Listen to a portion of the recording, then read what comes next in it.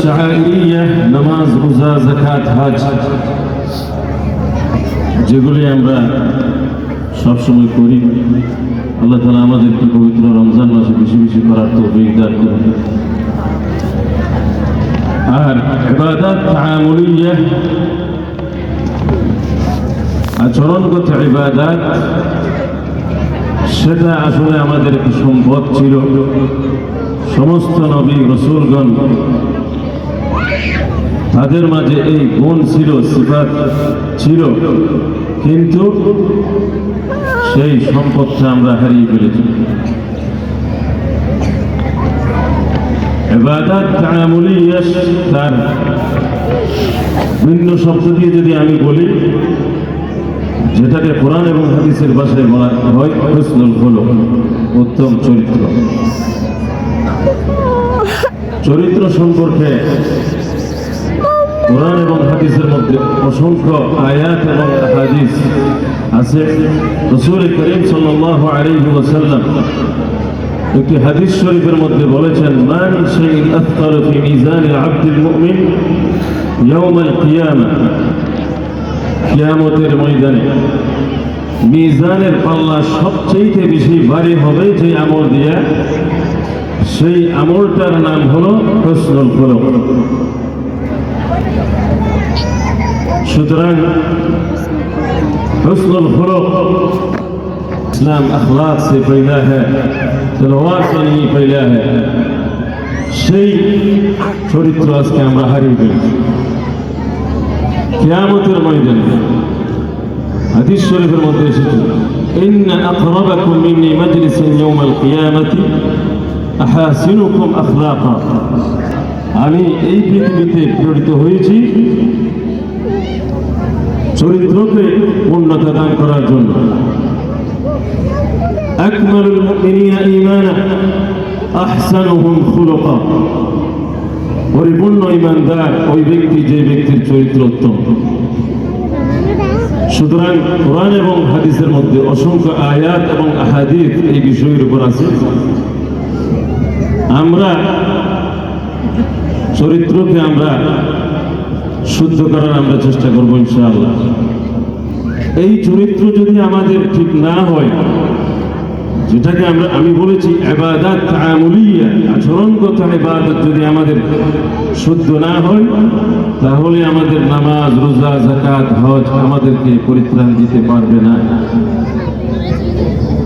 মুসলিম শরীফের একটি হাদিস, রাসূল করিম সাল্লাল্লাহু আলাইহি ওয়াসাল্লামকে জিজ্ঞেস করা হয়েছে, ইন্না ইমরাআতান তাকুমুল লাইল ওয়া তাসুমুন নাহার। সারা রাত নফল নামাজ পড়ে, সারা দিন রোজা রাখে, ওয়ালাকিন তুযি জিরানাহা বিলিসানিহা। সেই তার পার্শ্ববর্তী মানুষকে তার জবান দিয়ে কষ্ট দেয়। রাসূল করিম সাল্লাল্লাহু আলাইহি ওয়াসাল্লাম বললেন, হিয়া ফিন্নার, সেই জাহান্নামে যাবে। পক্ষান্তরে আরেকজন মহিলা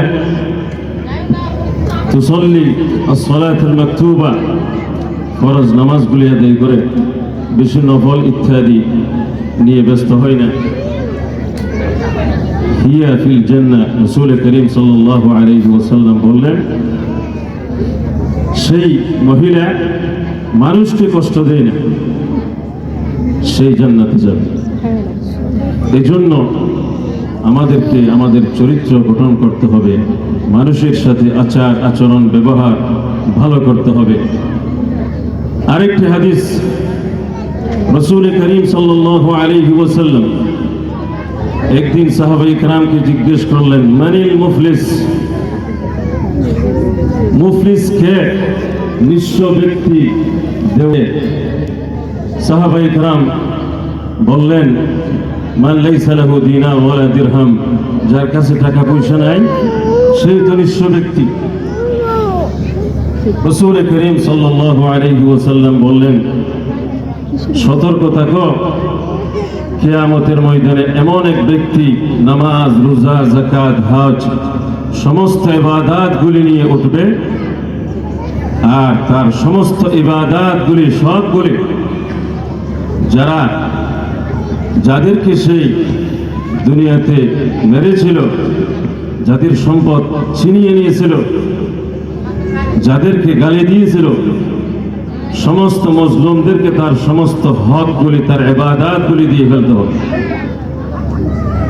এবং যখন ইবাদাত শেষ হয়ে যাবে তখন তাদের গুনাহগুলি ওই ব্যক্তির মাথার উপর উঠাই দেওয়া হবে, সুম্মা তুরিহা ফিন্নার, এরপরে জাহান্নামে নিক্ষেপ করা হবে। সুতরাং আমাদের ইবাদাত তাআমুলিয়ে যদি ঠিক না হয়, আমাদের আচার আচরণ যদি মানুষের সাথে ব্যবহার যদি ভালো না হয়, আমাদের নামাজ, রোজা, যাকাত, হজ এগুলি কোনো কাজে আসবে না। এজন্য আমাদের চরিত্রকে ঠিক করতে হবে।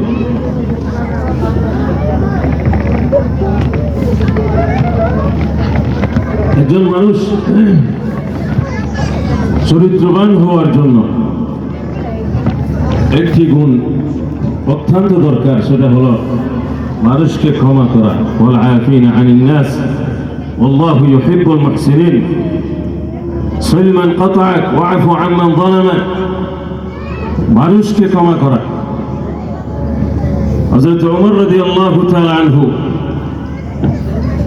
একদিন তার সামনে এক ব্যক্তি আসিয়া বকাশকা শুরু করে দিয়েছে, আপনি সঠিকভাবে বিচার করেন না, উল্টা পাল্টা অনেক কথা বলা শুরু করে দিয়েছে।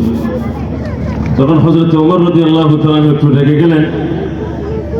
পাশে একজন বড় আলেম বসা ছিলেন, তিনি কোরআনে কারীমের ওই আয়াতটি তেলাওয়াত করে দিলেন, খুযিল আফওয়া।